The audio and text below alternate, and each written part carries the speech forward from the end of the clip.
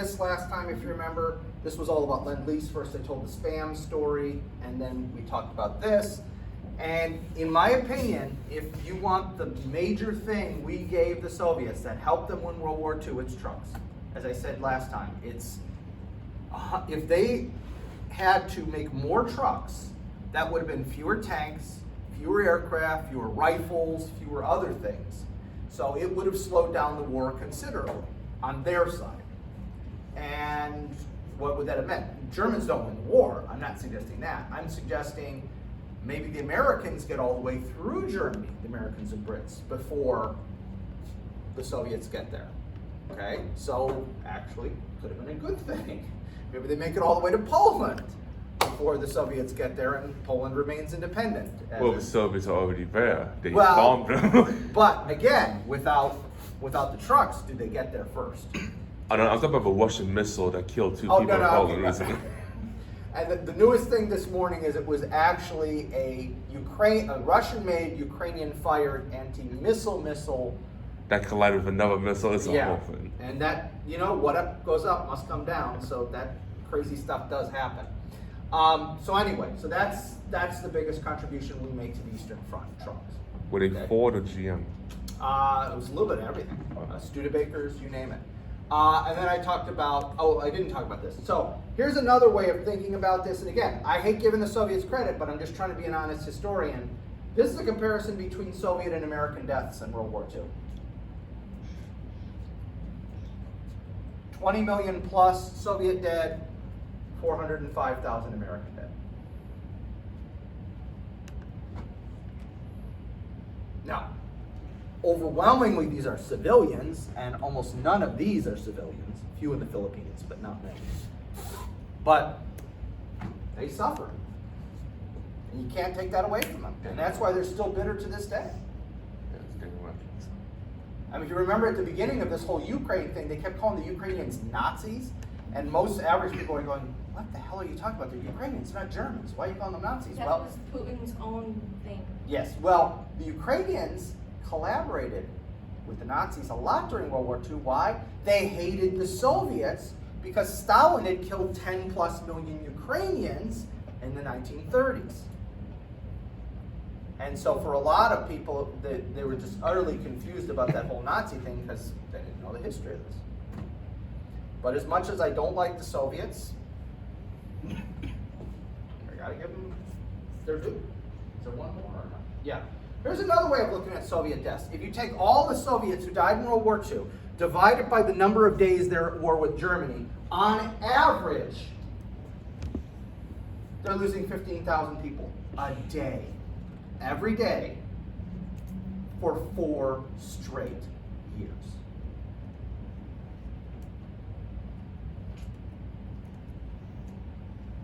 Now, obviously, it doesn't work out that way. There's a huge number of people died, very few people died, that huge number. But if you average it out, 15,000 people a day, it's insane. What was the birth rate of Russia at the time? So we just Well, compare. Russia basically so remember how I said France has never recovered from World War I? Russia's never recovered from World War II. Because during the communist period, they had all these incentives to have extra kids. They would give you more stuff and so forth to have extra kids. And they were able to artificially pump up the birth rate. And as soon as the Soviet Union fell, the birth rate collapsed. The last time I checked, demographically, right, this is just demographics. Every woman needs to have 2.11 children just to stay parity. If you have no emigration or immigration, nobody's leaving, nobody's coming in. You need 2.11 babies per woman just to maintain parity. The 0.11 is for infant deaths and stuff like that, okay? The Russians, the last time I checked were at 1.17. Almost half what they need to be. So as an ethnic group, the Russians are quite literally dying out. I mean, if you project, you do those numbers, you're a mathematician, I can't do the numbers. But if you're a mathematician and project those numbers out, in like 100, 200 years, there's like 10,000 Russians left, or some crazy number like that, okay? So they've never recovered from World War II. And Putin is, in essence, their kind of rah-rah, we're gonna look back at the good old days, we're conquering all these other countries, etc. So he appeals to them on that level. So. Anyway, so as much as I don't like the Soviets, I have to give them credit. I mean, when has that ever worked for a political leader? Oh, we need to go back to the It good old works in the days. short term. It doesn't work in the long term. It's just make Russia great again. Yes. Okay, why? Instead of a holy woman This empire. I don't know. No, we don't need that one. Okay, so let's go to the next lesson, which is the Pacific. So, let's unplug my monitor. So let's talk about World War II in the Pacific. I know. For us. I know about this. I played Call of Duty. You know, I know all about this already. So, why do I have Operation Carbon here? Okay, that's out of order. Let's talk about the first offensive operation. So, you know, there's the attack on Pearl Harbor. We're not going to belabor that. No, Roosevelt did not know they were attacking us and ordered the aircraft carriers out of harbor so they would survive. That makes no sense because nobody considered aircraft carriers important in 1941, except the Japanese and a small clique of guys in the U.S. Navy. Everyone considered the battleships important. So if Roosevelt had known and he had told the Navy, hey, they're going to attack, send the most important ships out of port, they would have sent the battleships and left the carriers in port. All right, so that's just. Now, does Roosevelt know they're probably going to attack us at some point? Yes, he's actually hoping they will because he wants to get us in the war, and up to this point, there's no interest on the part of the Americans to get in the war because their attitude is, we got involved in World War I, we fixed everything for you Europeans, you guys screwed it up, to hell with you. That's your problem, we're not getting involved, okay? Oh, I think you say Yeah. one thing. Yes. 1 minute after you left, he came in. Yeah, on Monday. So, then there's the Philippines. Those poor guys in the Philippines are hoping for Warplane Orange. Remember we mentioned this, where we're going to race across the Pacific and rescue them? The planners look at the situation and go, there's no way we can do that. So those poor guys in the Philippines hold out and hold out and hold out almost to the last bullet and eventually have to surrender. Okay, there's nothing they could do. So our first offensive operation in the Pacific is Operation Cartwheel, which is called the Battle of Guadalcanal. Okay, Guadalcanal is a small island in the Solomon Island chain. This is New Guinea. Australia is down here. Okay, so Australia is right about here, maybe a little further down. The whole idea is the Japanese are taking over New Guinea and they're gobbling up the Solomon Islands, and their next jump is Australia. And Australia is the only secure base, if you want to think of it that way, that we could have in the Pacific to recapture all this stuff. Otherwise, we've got to ship everything from Hawaii or from the West Coast. And that's just too far. Whereas if we could ship that stuff to Australia, we can use Australia as a, basically, like Britain is used for the invasion of Europe, we can use Australia for the same thing, use it as a jumping off point, and then start recapturing. So when we see that they're doing this, they're just marching along, getting closer and closer to Australia, we've got to act, okay? And so, quick chronology on the Guadalcanal, we'll do the chronology and then we'll actually go through the battle. So on the 7th of August, 1942, the 1st Marine Division lands on Guadalcanal. At that moment, that is pretty much the entire Marine Corps. Not literally, but that's pretty much the entire trained part of the Marine Corps. Now the Marine Corps will get to be 6 divisions during World War II, but in 1942, the guys that make up this division are pretty much all the trained guys they got. They basically scrape them all together, put them in a division. We've never had a division in the Marine Corps before, by the way, and send them there. That's it. Why is it a Marine division rather than an Army division? Because this is mostly a Navy/Marine operation. Okay, and we'll talk more about how the Pacific is structured later on. We have a series of naval and ground battles. I'm not expecting you to remember every one of these battles. What I want to give you the perspective of is Guadalcanal is not only our first offensive ground operation, it's in some ways pretty unique because nobody is completely dominant at this point in this battle. No one has superiority in the ground, nobody has superiority in the air, nobody has superiority at the sea. So what happens is a series, so we get a naval battle. The Battle of Tenaroo River is on land. Then we're going to get another naval battle. Then we get another battle on land, Edson's Ridge.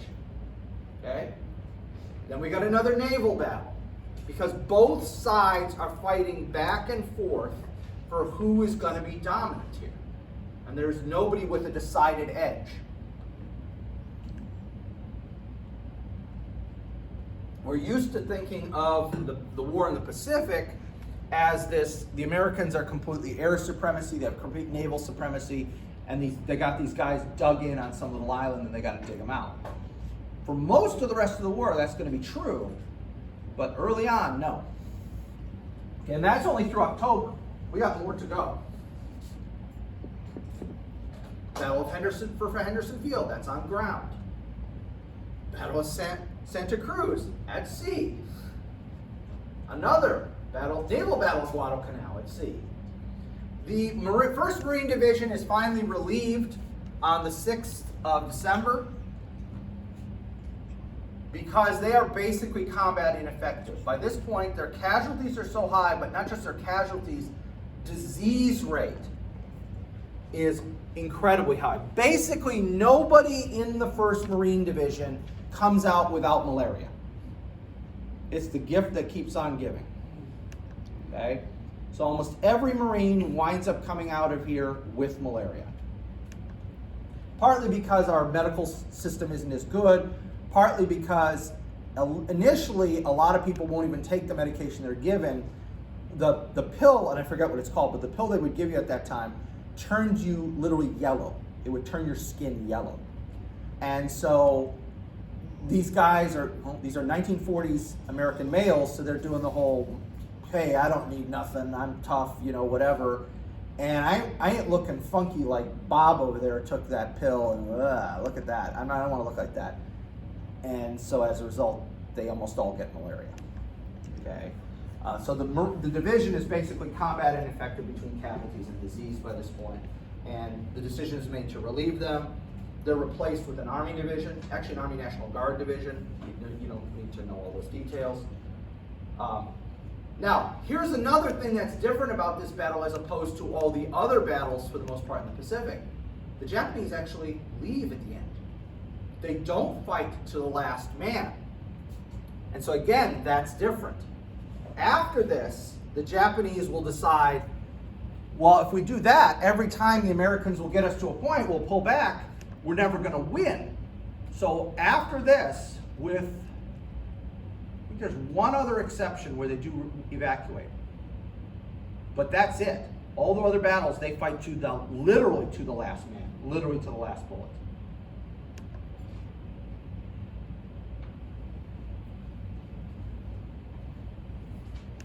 So again, Guadalcanal is not only the first, it's unique in a lot of ways. It's not like the other battles in a lot of ways.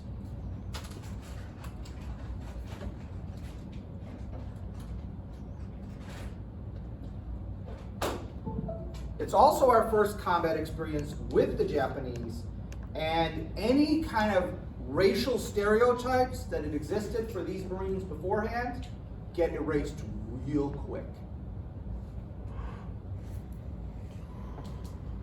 There are a few other interesting elements, so let's talk about a few other things here.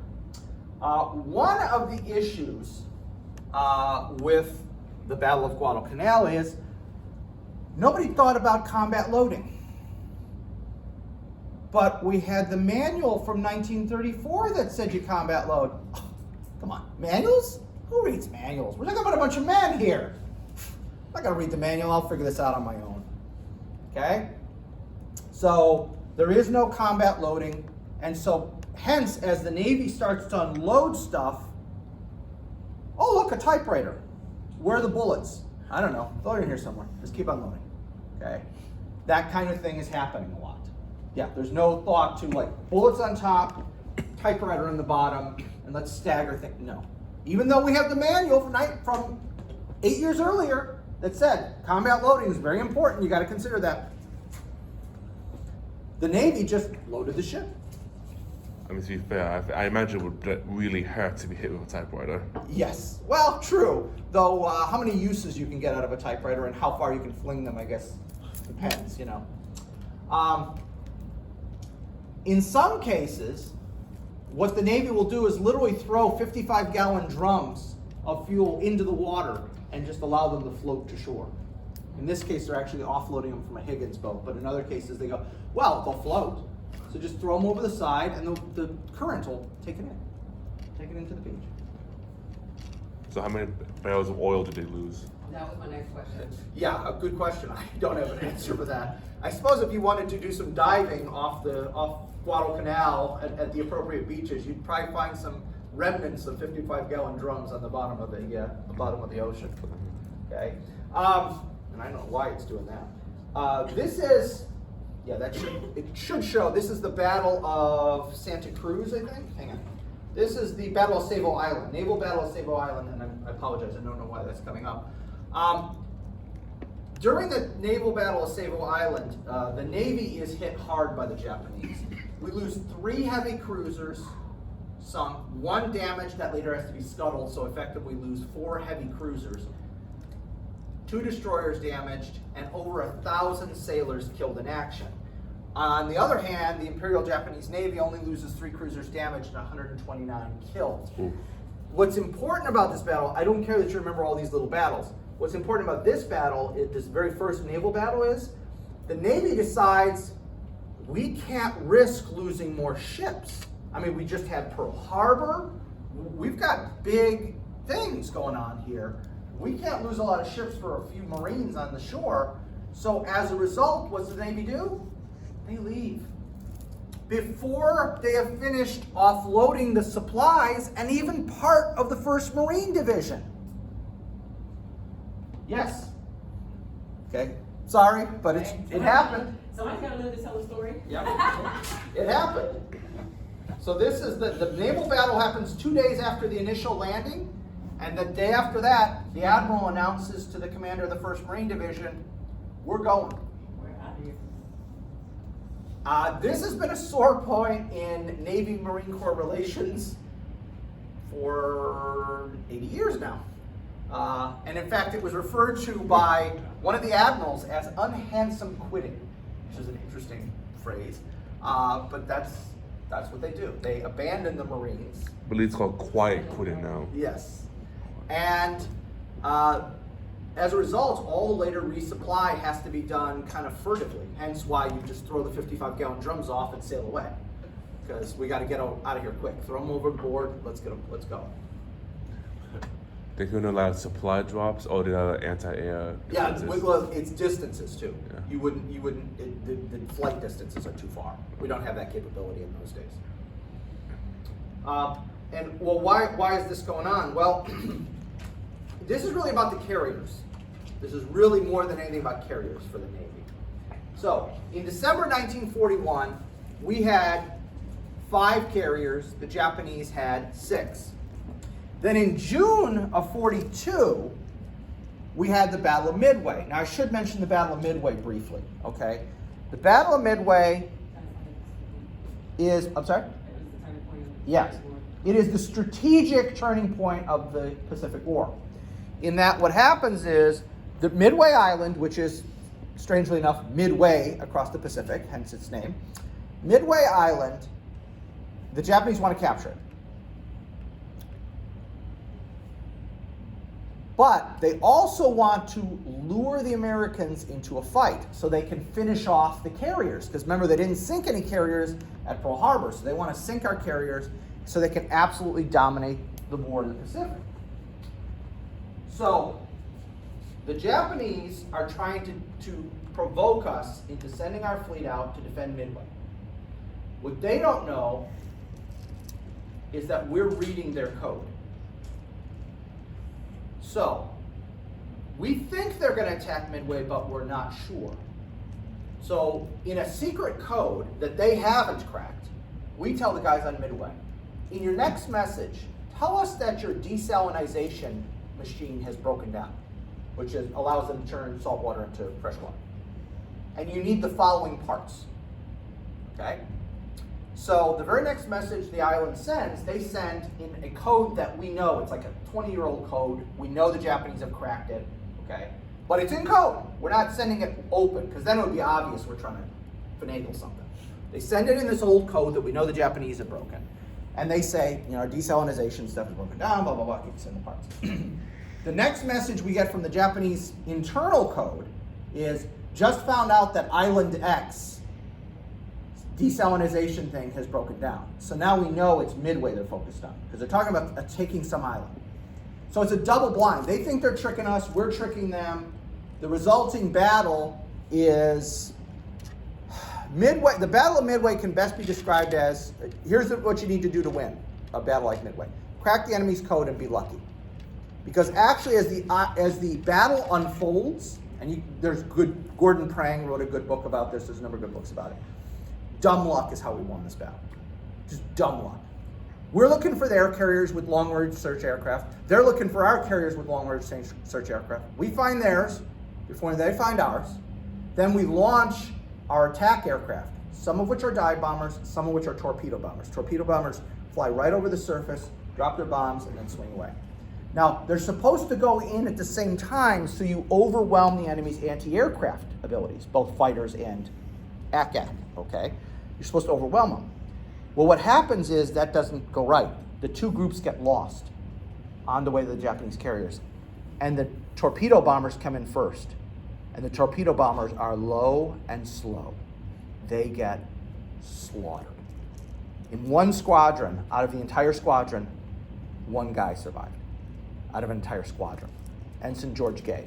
He's the only guy who survived. The whole rest of the squadron's wiped out. Well, what happens then is, as they're destroying the guys down here, in come the dive bombers. So there's no fighters to attack them. And the decks of the ships are covered with aircraft who are refueling and rearming. And so the Americans come in with the dive bombers, and it's like you've got 55-gallon drums of fuel all over the deck. So when the Americans come in and drop their bombs, nobody's there to shoot them down, and they just blow up. They sink 4 carriers. Okay? They sink 4 carriers. So they lose 4 carriers. Unfortunately, we lose 2 during the battle. But the difference is we can replace these. The Japanese will never replace their losses. But in August of 42, the Navy is still really scared. Actually, one of these was lost at Coral Sea. One was lost at Coral Sea, one was lost at Midway, of the Americans. One was lost at Coral Sea, one was lost at Midway. We're still panicked because we only have 3 full-size carriers. So that's why the Navy says, okay, you guys are on your own, we can't risk a carrier. And the attitude is becoming increasingly, we can't have a task force without a carrier. Which is amazing because 6 months earlier, if you'd said that, the Navy would have said, that's what we got battleships for. We don't need these carriers. Well, the battleships, remember, are all sitting at the bottom of Pearl Harbor. So the battleships are of no use. And everyone's now seeing how powerful the carriers really are. Pearl Harbor, Midway, couldn't have done those with battleships. We build an extra 1 in the interim, in that 6 month. The Japanese will build 1. So by July, the month before the Guadalcanal invasion, we've got a whopping 4 in the world. And remember, one of these is in the Atlantic Ocean. Of the Wasp, I think, is in the Atlantic Ocean. And the Japanese have only got 3. And we're not losing that advantage. We want to at least be parity, if not have an advantage. So that's why the Navy panics. And they decide, that's it, we're out of here. We're not going to stick around and see how this happens. I'm sympathetic to that. I'm also sympathetic to the Marines who feel like they were stabbed in the back. This is kind of a no-win. I mean, somebody's going to not get what they want. Okay? Somebody's not going to get what they want. Anyway, that was a long roundabout way of explaining why the Navy quits. Because they can't afford to lose carriers, because they just lost 1 at Coral Sea, 1 at Midway. They can't take a chance. And they have no big battleships, because they're all at the bottom of Pearl Harbor. Now, by the way, I think most of you already know this, but of all the ships sunk at Pearl Harbor, only 2 are not raised later on. The Arizona and the Utah, I think it's the Utah. The Arizona, of course, is a war grave. Almost all of her crew go down with her. The Utah, very few people are killed in the destruction of the Utah, but I forget what the details were, but something happens where they realize it's not even worth raising the Utah. So what they do is they take her guns off, the big guns off her deck. They're able to take those off and they put those on another ship, but they never raise her. So she's there too, but she's not if you go to Pearl Harbor, you can see her, but she's not, they don't make a big deal out of it because almost nobody died on her. Unlike the Arizona that still has over 1,000 crewmen in the ship right now. They're still there.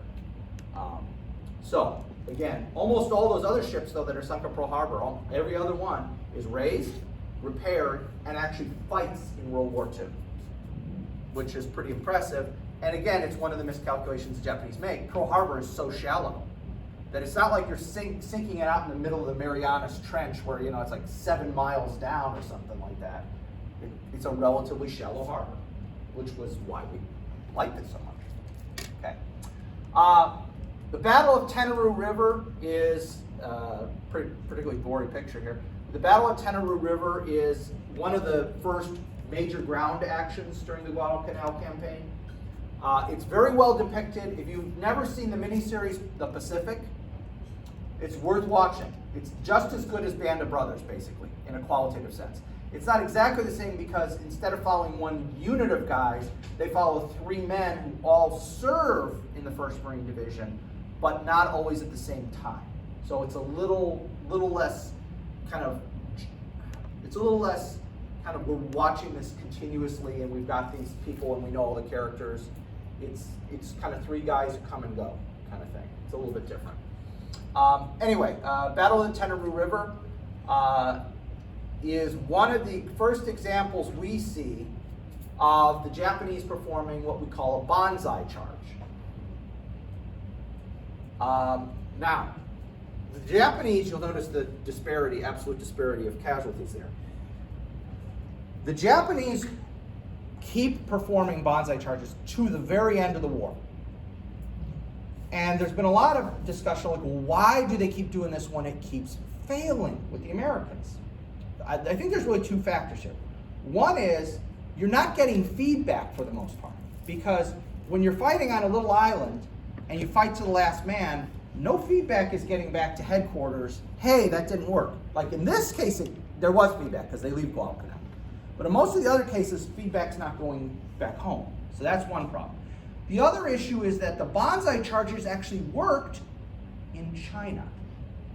So why do they work against the Chinese and not the Americans? Well, you do the knee-jerk, well, we're Americans. No, okay.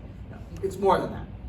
The fundamental difference is Chinese soldiers, members of the Chinese Nationalist Army, were not well motivated. They were usually draftees who the draftee process was more like being arrested or press ganged. That's how I would describe it.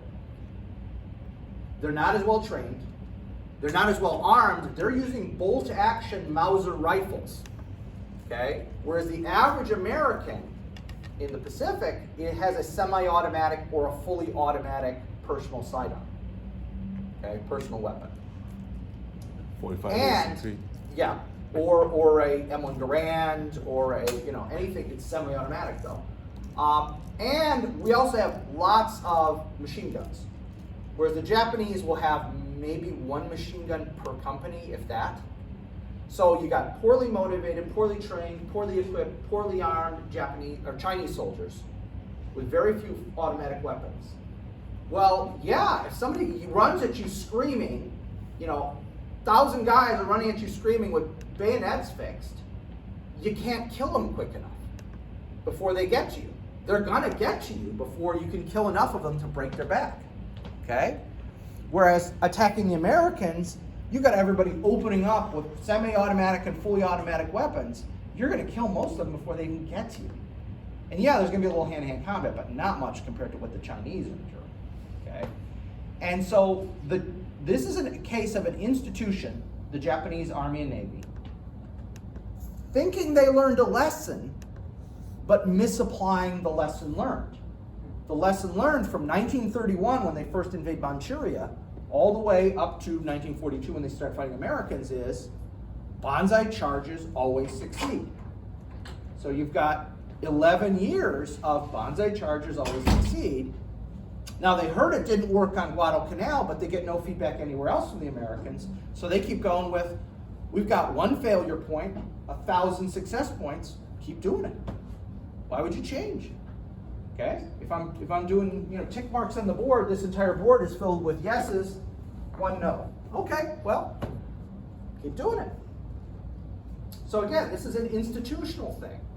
Okay, there's culture involved too, obviously, but it's also an institutional thing. It kept working in China, and yeah, it didn't work in Guadalcanal, but it works everywhere else. Don't worry, it's fine. Okay, so anyway, that's a little tangent. Again. So the naval battle of the Eastern Solomons, then, because we keep going from ground battle to naval battle, ground battle to naval battle. One carrier is damaged, which again reinforced why we didn't want to risk the carriers. 20 aircraft destroyed, 90 men killed, but by this point we're starting to get an advantage. We sink one of their light carriers, and a destroyer, and a light cruiser, damage another light carrier. Okay, so now we're starting to see more and more of an American advantage at sea. Now it's not a continuous fight because the Navy will kind of show up and then leave, and show up and leave, and show up and leave, but we're starting to get the advantage. I would argue to you, in 1942, when the war first starts, the Japanese have either the best or the second best Navy in the world. We're not number one or two. It's the British and the Japanese. It's a debate as who has a better Navy. By 1945, we are the best Navy in the world. But we've done this a few times, if you remember. We did this with World War, a little bit with World War I. We did this with the Civil War. We always start out behind the power curve. By the end of the war, we're great, and then we usually chuck it. The difference is, after World War II, we don't throw all this away. We continue, and we've had the best Navy since 1944 or so. Didn't help us win Vietnam, though, strangely, or Korea, or Iraq, or Afghanistan. So, yeah. So being the best in one thing doesn't mean you're the best in everything. This is an example of gunfire on Henderson Field. One of the reasons the Americans are able to build so many air bases around the world so quickly is these really this amazing kind of map structure they come up with. So what the first thing you do is you level out the field, get rid of all the big rocks, smooth everything out, and then they lay these big, huge pieces of corrugated metal that interlock. Okay, they kind of click together, and that creates now a surface to land and take off of that's not just a dirt surface. And even if it gets a little wet, you're not landing in the mud. You're landing on this, and I forget what the name of these things are, okay? But you're landing on this surface. And that's how we're able to build so many airfields so quickly. Because basically, if you got a few bulldozers to just smooth everything out, you just pop these things down and boom, you got an airfield in the middle of nowhere. Okay? And like I say, even if it rains, you're not landing in the mud. Now, obviously, it could be so bad you could start to sink, theoretically. But except for a few islands in the Pacific, that's not much of a factor. Okay? And I apologize, I can't remember what these are called, but so they got to do some repairs there. And another example of when you have that's a ground attack. This was a oops, oh shoot, I do that. This one was a bombardment, naval gunfire bombardment. This was attack on ground, where they destroyed one of the American aircraft on the field.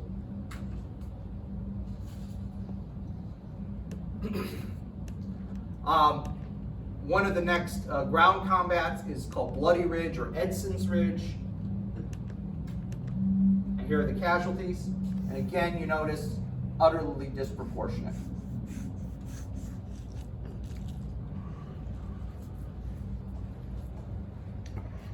You'll notice also we're not capturing many prisoners. This is another phenomenon of the Japanese in World War II in that they will not allow themselves to be captured to the point where they will kill themselves rather than be captured. And usually if we take prisoners, there are one of two categories. They've been so badly injured they can't kill themselves, or they're ethnically Korean. Korea had been integrated into the Japanese Empire in 1910. And all Korean males are subject to the draft. However, they're also treated like absolute crap by the Japanese. Because as I've made the point, I think earlier, but if not, let me reemphasize it. The Japanese are more racist toward other Asians than the European powers were. And if you don't believe me, talk to Korean people and Chinese people and Filipinos, and they would, hey, you can have the Americans back, or the British back, or the French back, or you can have the Japanese. It's not even a compass. Yeah, I'll take them. I'll take the Americans, the Brits, the French, whatever, okay? So what you'll have is sometimes Korean soldiers who have been drafted into the Japanese army, then they're fighting, they will actually take their chances surrendering to the Americans, even though they've been told, by the way, they're going to be tortured and killed by the Americans. They're not going to actually be treated well. They'll actually say, I can stay here, take my chance. It's like a 50-50. Are the Americans really going to kill me? I'll take the Americans. And so that happens continually. If we take prisoners, they're either badly wounded Japanese or the Koreans. Or during the Battle of Okinawa, they're indigenous Okinawans. That's the one other category. Okay. Another naval battle. And again, I'm not expecting you to remember all these numbers. I'm just trying to give you a feel for how this is. We lose a destroyer, cruiser damaged, destroyer damaged, a little under 200 guys killed. On the other side, they lose a cruiser shrunk, a destroyer sunk, cruiser damaged, 400 killed. Okay, so again, we're getting better. We're getting better. We're not perfect, but we are getting better each of these battles. Oh, and 111 POWs, because these guys are in the water. And they are literally given the choice, you can drown or you can be captured. Strangely enough, when those are your two choices, you do see Japanese surrendering. I've always heard people say drowning is a not an unpleasant way to go. No, if you've almost drowned, it's a very unpleasant way to go. I've almost drowned a couple times, and yeah, it's very unpleasant. I mean, I drank water wand once, and I felt I was gonna die. Choking on your own spit count. Yeah. I've almost died a couple times. Battle for Henderson Field. Again, you can see the remnants here. This is a Japanese bonsai charge that failed. And you see these shadowy figures, and those are the Americans. Okay, after the battle. Okay. They destroyed 3 aircraft, and I couldn't get a good number for this. That's why it's a kind of wonky number there. This was simultaneously a naval and an air battle at the same, and a ground battle at the same time. You can't sustain those kind of losses. I don't care who you are. You can't sustain, maybe China, but except for China, you can't sustain those kind of losses continually and not have anything happen. This is the Battle of Santa Cruz. I mean, Russia could do it. In those days, not now. So again, we lose a carrier, not good. Destroyer sunk, carrier damage. And that one actually, you could almost say the Japanese won that because we lost a carrier. You could almost say the Japanese won that one. This is an example of sometimes how severe the damage is. That's not supposed to look like that. I'm not a Navy guy, but I'm pretty sure the bow of your ship's not supposed to look like that. And it also shows you that when you have a warship with airtight bulkheads and you've sealed all the doors, you can sustain this kind of damage and stay afloat. Now that, I'm sure they had to take that thing all the way back to Pearl Harbor to repair. I don't even know how they got it that far, but I mean that's pretty severe damage, and yet the USS Minneapolis survived for that point. She's, I think, sunk later in the war, different circumstances. Naval battle at Guadalcanal. The Japanese will actually destroy their own transports to basically tell their guys, we're fighting to the death. Okay? So 2 light cruisers sunk, 7 destroyers sunk, but the Japanese lose 2 battleships, a heavy cruiser, 3 destroyers. Casualties, though, are pretty similar. I mean, it says 36 aircraft destroyed. Can we safely assume that's also 36 more casualties? Probably, yeah. All told, for the Battle of Guadalcanal at sea, We've got 2 fleet carriers lost, 1 light carrier on the Japanese side, 2 battleships, lots of heavy cruisers, several light cruisers, lots of destroyers, some subs, some transports, and these are converted destroyers that are used as transports. So this is a very costly battle. And again, we're learning. This is a whole learning process. We are learning about how to fight, and the Japanese should be learning how the Americans fight, but again, unfortunately, they don't take a lot of that into consideration in their later battles. Well, unfortunately for them, fortunately for us, they don't take that into consideration. But this is a nasty fight, and that's a lot. We're used to an era in which, if you're considering joining the military, you go, if I join the Coast Guard, the Air Force, or the Navy, well, nothing's going to happen to me. I mean, a freak accident, sure, but I mean, I'm safe. The Army, the Marine Corps, okay, that's dangerous. But the Air Force, the Coast Guard, the Navy, what's going to happen to me? In World War II, being in the Navy is just as dangerous as being an infantryman in the Army or a rifleman in the Marine Corps. And again, it's a different world from what we're used to. It's a very dangerous world. So that's ship casualties. How about human casualties? The Marines lose almost 1,200 guys. The Army loses about 600. And then at sea, the Navy and Marine Corps together. It's more dangerous to be at sea during the Battle of Guadalcanal. Think about that. It's more dangerous to be at sea during the Battle of Guadalcanal than to be on shore. Yeah, you've got malaria, but He's on fire. yeah, he is drowning or stuck inside a ship that's going down. Okay, and then air losses. So about 7,000 killed. What's going on? Japanese. That's their ground forces, sea forces, air losses. Oops. So what is that, about 4-1, a little more than 4-1, 4.5-1, something like that? You can't sustain those losses continuously. I don't care who you are. Like I say, maybe except the Chinese or the Soviets in World War II. Okay? 11 Medals of Honor, our highest decoration for valor. 11 Medals of Honor are awarded for the Battle of Guadalcanal. 6 of the 11 are awarded to guys who are already dead. Some of them drowned, some were on fire, some of them both, weirdly. Yep. So 6 of these guys die while doing the act that will get them the medal. That's how severe this is. So, again, learning process for us, less so for the Japanese, but nevertheless.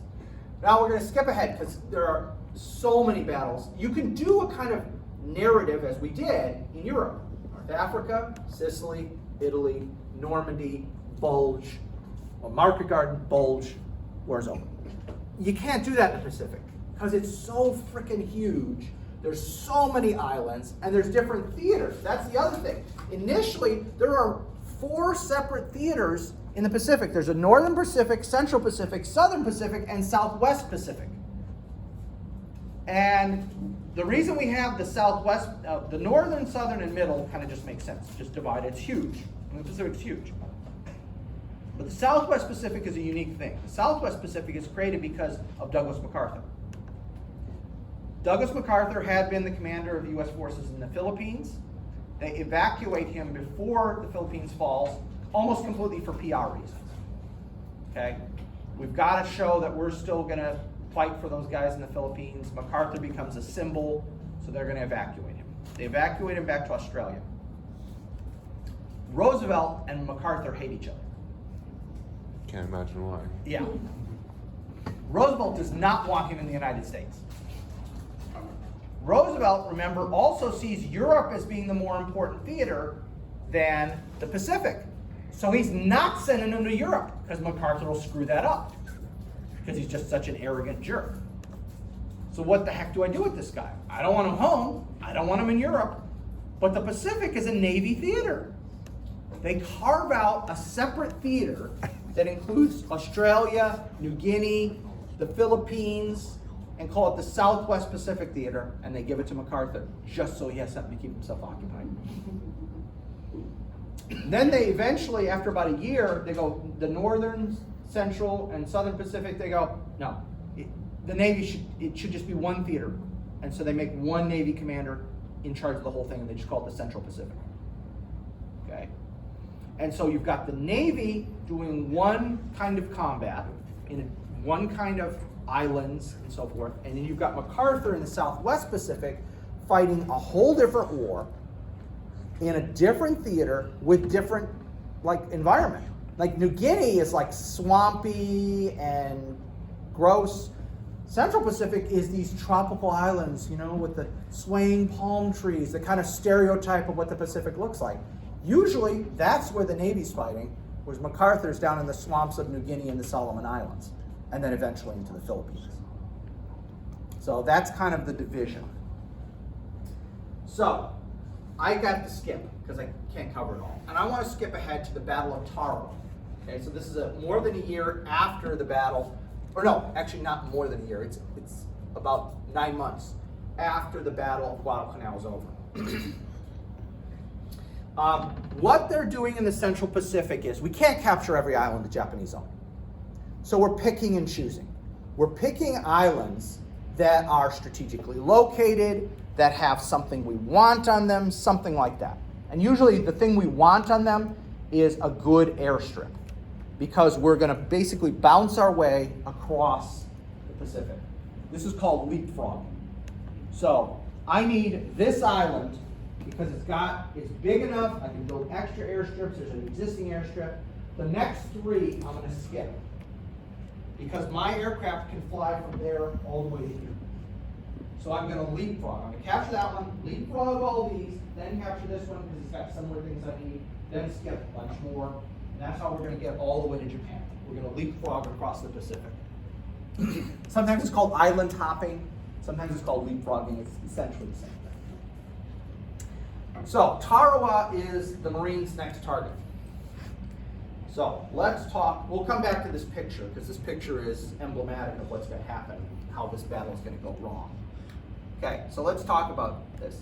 The Japanese force on Tarawa is the Gilbert Islands Garrison Force. You can see it's a little under 5,000 guys. I don't know why you'd want to know all the excruciating details, but those are the actual units that are involved, just in case you wanted to know. All right? The 2nd Marine Division is the American force here. You can see that's a reinforced division. It's a plus-up division. And just in case you want to know all the Marine units that are involved here, those are the Marine units. Not that you'd want to, but just in case, because I'm OCD.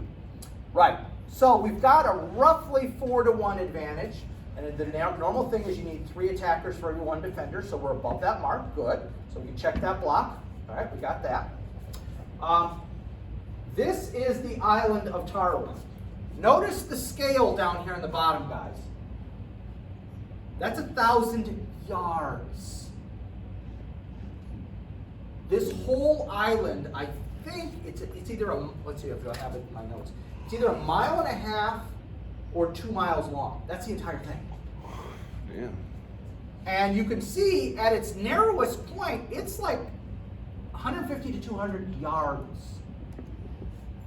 So this is a tiny island. But look at that nice big airstrip there, which is why we want it. Got a nice big airstrip that's already there. We can improve it, make it better. The problem with it being so small, it sounds good because, well, okay, smaller, easier to capture. Yeah, but it also means the Japanese can defend everything.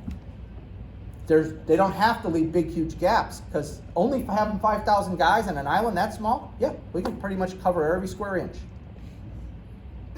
And the Japanese have been digging in since the war started. They've been improving their positions. Oh, and by the way, in case you're thinking, well, yeah, but they don't have any more concrete. Whatever they brought with them, that's enough. Turns out coral is just as good as concrete to defend against bullets and bombs. Coral is excellent for that. So, we discover very quickly that we need to learn more. So let me go back to that painting there. All right. When we show up at the island, we discover that the island is surrounded by a coral reef. And inside the coral reef is a lagoon. The coral, again, has the strength of concrete, and it's also razor sharp. So the Higgins boats can't go up to the beach. There was only one place the Japanese had used dynamite to blow out a channel so that they could bring their boats in.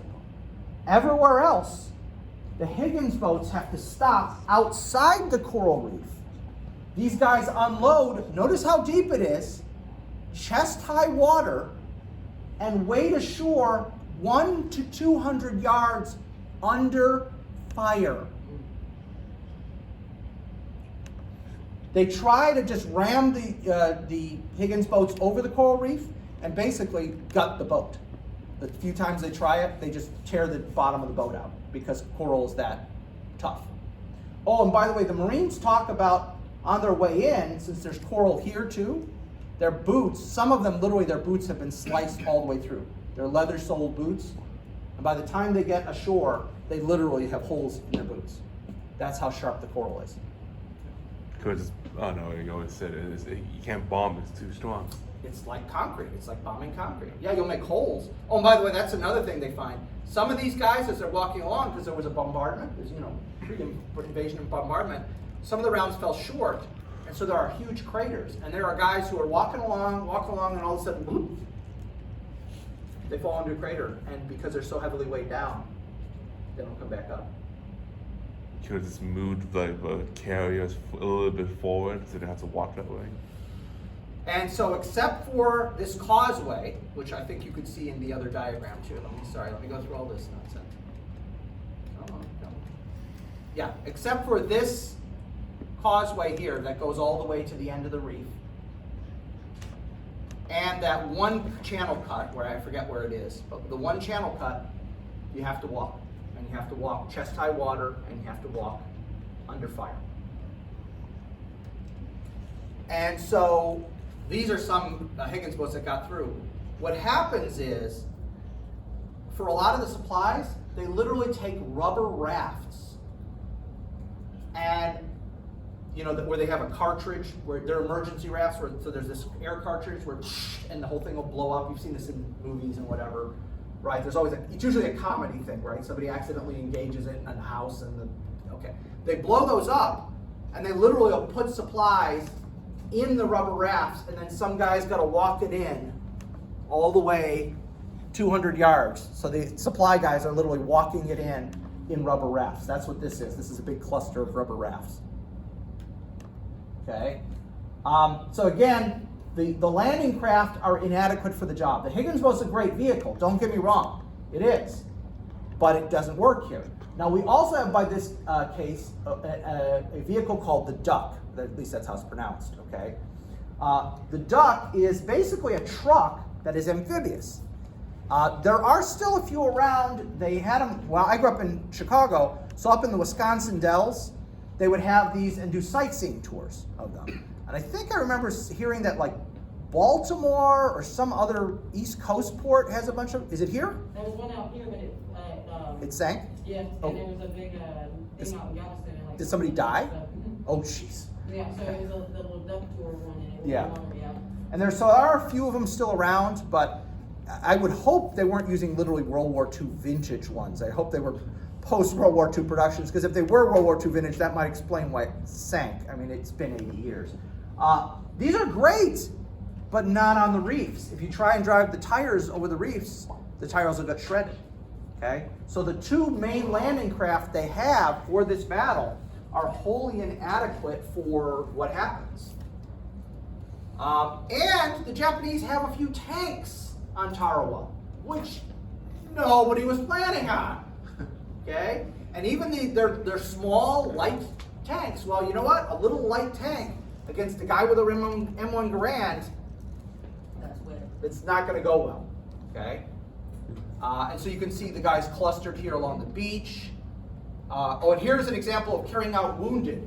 So they've got one of these rubber rafts, and they've literally laid the gurneys over the top, and they're just going to walk the guys out to the coral reef and then put them on a Higgins boat and get them back to the troop ship, or the hospital ship. Man, they're doing so well. Let us Japanese, now this. Yeah. Yeah. But this is almost all the problems that happen here are our fault. They're not the Japanese fault, they're our fault. So what they really needed, and they only had a few of these at Tarawa, is amphibious tractors, LTVs. Because they have tracks and they would just be able to go right over the coral reef, plop down in the lagoon and swim in. Now they do have a few, but I think it's only like a dozen or 20 that they have at this entire battle. So it's woefully inadequate. And this is one of the many lessons learned. Tarawa is all about learning lessons for the Navy and the Marine Corps. Number one lesson, don't just take aerial photographs and think that's good enough. You gotta send in Navy divers. Okay, so they called them frogmen in those days. They later called them UDTs, underwater demolition teams. Those guys have got to go in, they got to take soil samples, they got to do all that stuff. All that stuff we talked about in Europe, remember that happens later.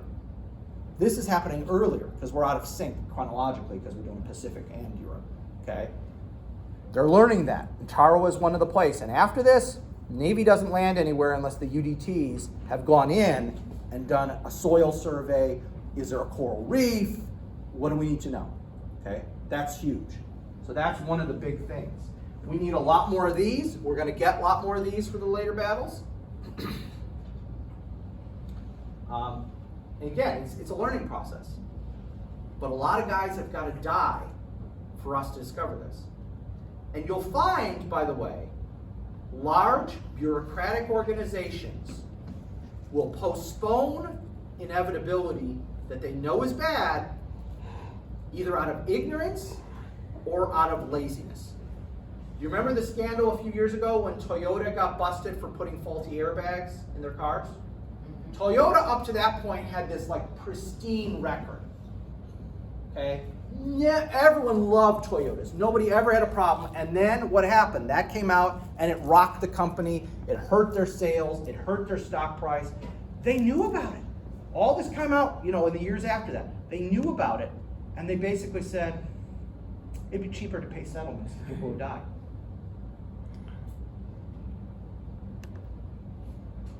So, large bureaucratic organizations don't like making changes, don't like admitting they made mistakes. And so, either out of ignorance or out of laziness/stubbornness, they will refuse to change. I would argue this was mostly more ignorance. I don't think there was malice involved here. I would say most of the problems that happen here are ignorance. They didn't know. They hadn't thought through. Like, oh, wow, okay, so aerial photography is not enough. We actually need to go there and physically look at it. But unfortunately, it takes catastrophic results. In military cases, people dying. In a business world, it's losing stock price, losing market share, etc., before large bureaucratic organizations will make changes. So the cost, that's the 2nd Marine Division patch. The cost is 990 guys killed in action, 2,300 wounded in 3 days. So keep that in mind too. Those are casualty totals. Remember what we saw with Guadalcanal? Well, Guadalcanal lasted from August to February, technically. So what is that, like 9 months? We're having all these casualties in 3 days. Japanese side, the entire garrison. Now, 145 of those are POWs, but you notice my notation, 17 are Japanese who are too badly wounded, 129 are Koreans who said, screw this, I'm not dying for the emperor. Okay? And that's a phenomenon you will usually see. The Japanese guys have been wounded. The other guys who are surrendering are not ethnically Japanese. To this day, that's an issue. The greatest hero of Japanese baseball is a guy named Sadahara O. Sadahara O is basically the Babe Ruth of Japanese baseball. He's not the most popular player ever in Japan. Why? He's half Korean. No. You think the Americans will tell the difference? No. No, they can't. So, and 4 medals of honor, 3 of which are posthumous.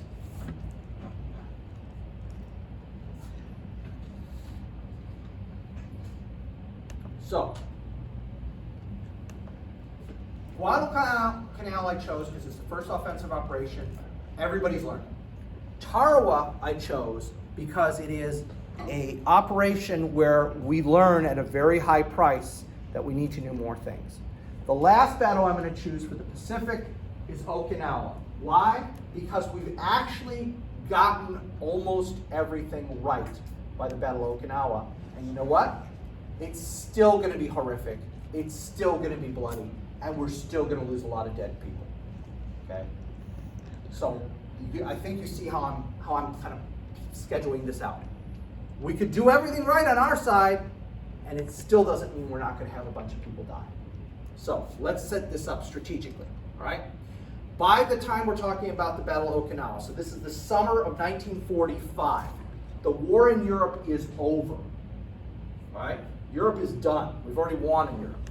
The Japanese army is in decent shape, but the Japanese army is almost exclusively in China. Most people don't realize this. 2/3 of the Japanese army never leaves China. They're in China the whole war. So you want to think about how bad the Pacific was? Let's pretend there's no China. And we've got another 2/3 of the Japanese army to fight us. So this is again a case where, okay, I'm not going to give the Chinese quite as much credit as I give the Soviets. But boy howdy, they held down 2/3 of the Japanese army that we didn't have to fight. And they suffered a lot of dead people. At least 10 million Chinese are killed over the course of between 1931, when they first invaded, in 1945. So over a 14-year period.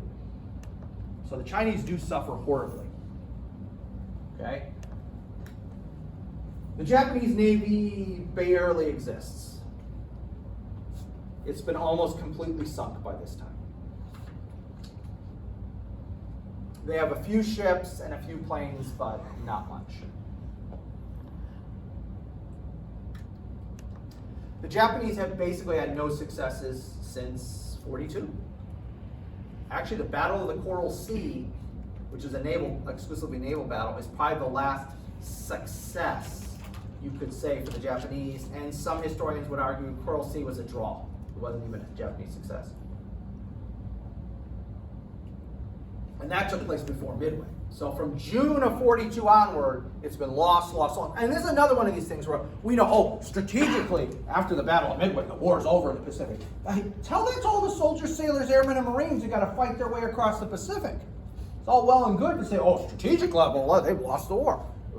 There's three years to go of horrific fighting. But, again, that's where historians kind of reduce things down and forget about the human beings involved.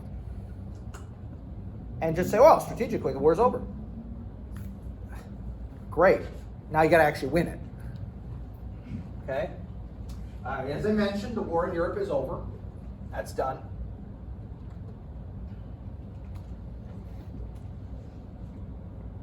And that means I'm sorry. Did anyone after Europe, like the army, go to fight the Pacific after? They were getting guys ready to go. Yes. I don't think anybody ever actually made the shift. But they were telling, basically what they did is they went through units. Like, so if a unit itself had not been in Europe longer, they just automatically told them, you're going to the Pacific. So get ready for that. And then among the units that had been in combat for quite a while, they had what was called the point system. And it's this somewhat complicated system where you get like 1 point for every month you've been in the army, you get 2 points for every month you've been overseas, then you get points for medals you've won, all this stuff. And if you had enough points, you could go home. You weren't going to have to fight again.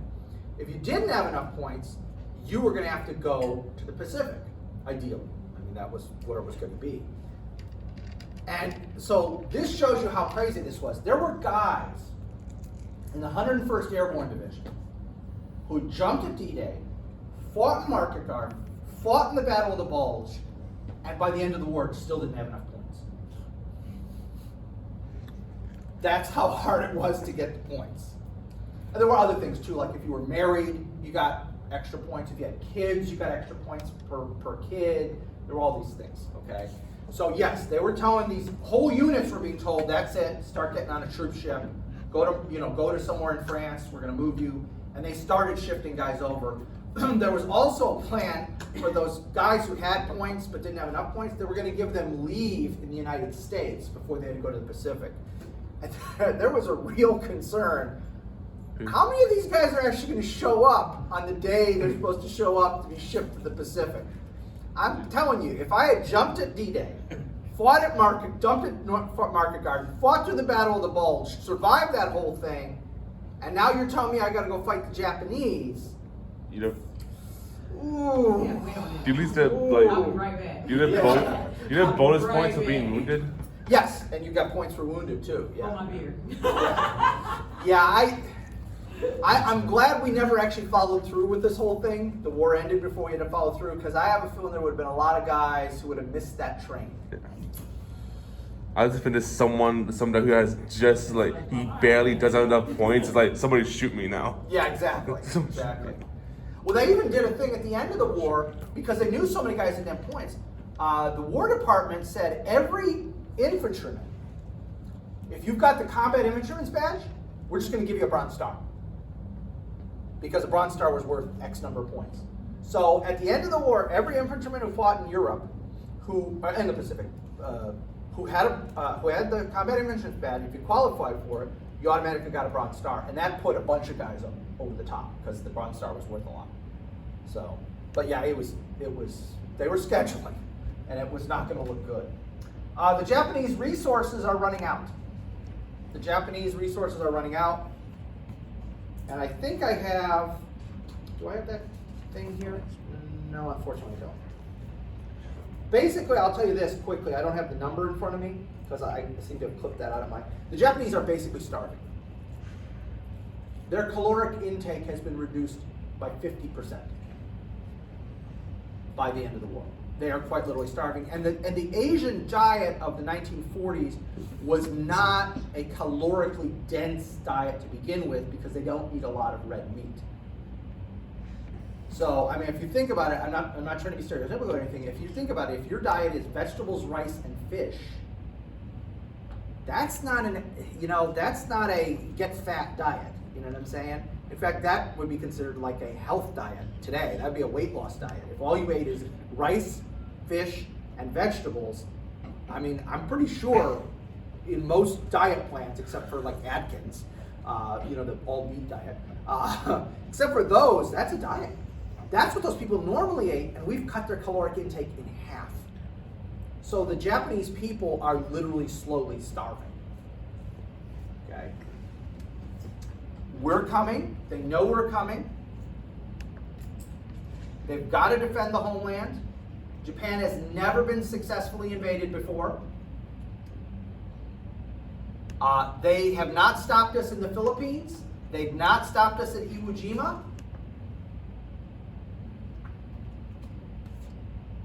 So Okinawa is to them the last hope.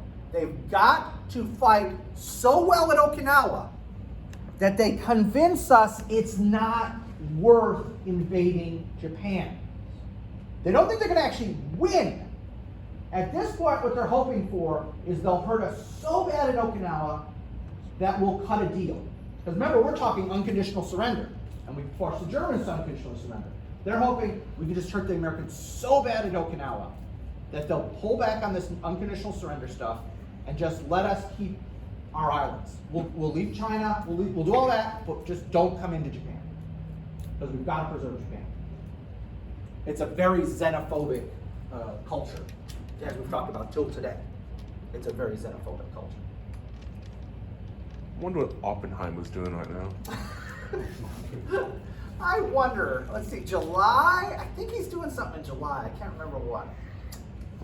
So, the invasion is called Operation Iceberg.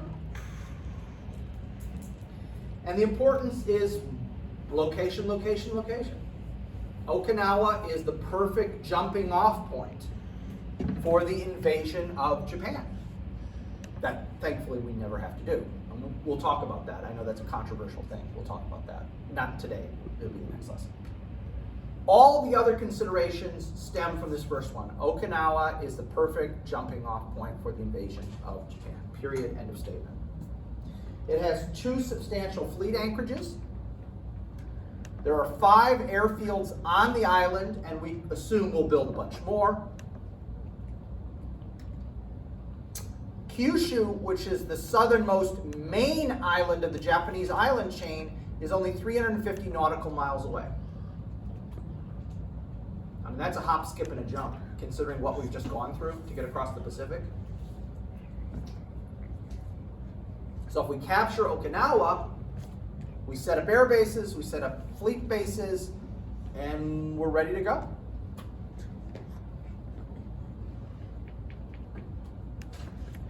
It's also an excellent place to train and get ready for the assault on the Japanese home islands.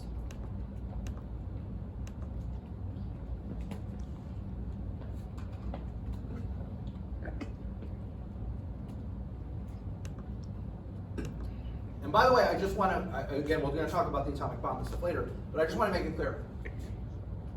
No one envisions this war ending any other way than invading Japan. You've got to remember that the atomic bomb, until July of 1945, when we blow up the one at Trinity in New Mexico, the atomic bomb is science fiction. That's all it is. Until we actually make that one work at Trinity, it's science fiction. I mean, we talk about cold fusion now, right? And I'm a bit of a science fiction geek, okay? How many stories involve how different the world's going to be because we're going to perfect cold fusion, and then everyone's going to have a Mr. Fusion on the back of their car, just like in Back to the Future, and you're going to have it in your home. There will be no need for power grid. All that will go away, right? Someone could do that tomorrow. I really hope they would. But someone could do that tomorrow. The world will change fundamentally. But until they do that, it's science fiction. It's not real. Like once a year, somebody will claim they did it, and then people look at their work and go, "No, you didn't."